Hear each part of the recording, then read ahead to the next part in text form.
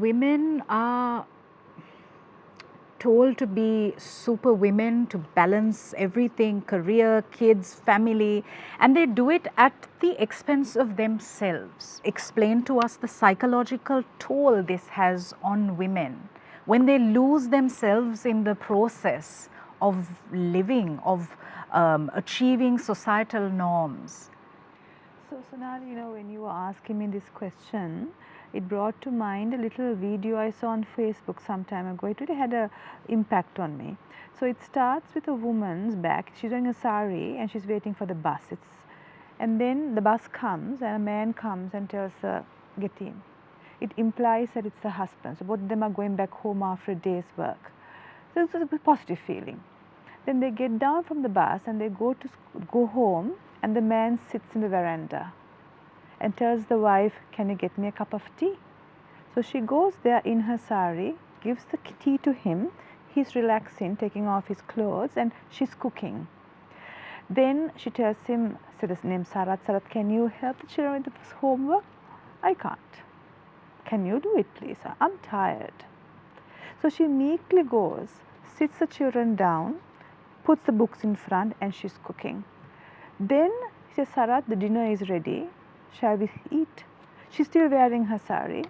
And Sarat, of course, had a wash, taken his phone, checked out a few YouTube clips, comes there and says, is this what you cooked? Still again today roti? Can't you do something better? And just gets up and goes to sleep. She is cleaning up. Now, unfortunately, these kinds of media depictions indicates to a wide society of women that you have to bear it. And that's, I think, what the question is saying, that you have to be a working woman, you need to bring home money, you need to look after your children, help them with the homework, cook breakfast, lunch and dinner, get up at 4 o'clock, do the laundry, and whilst you take that load in running the house, it's quite okay if the other partner relaxes because he is tired. So now these kinds of views are really entrenched in us, in our society, in the way we have been parented, which we call socialization. We see it in our families of origin. A little girl child, we see it, that's the way my mother acts. A boy child also sees my mother acts like this, and therefore he will expect it from his partner if it's a heterosexual relationship, and we don't question it, Sonali. And that leads to a concept called self-limiting beliefs in psychology, which are very insidious beliefs that we have about ourselves, about others, and about the world. And we don't even know they exist in us, they're unconscious. We learn it, we believe it without questioning it. And then we start acting as if I have to take the burden of running the house and it is okay. Only a few people will think, should I do it? Is this correct? Should I not be helped?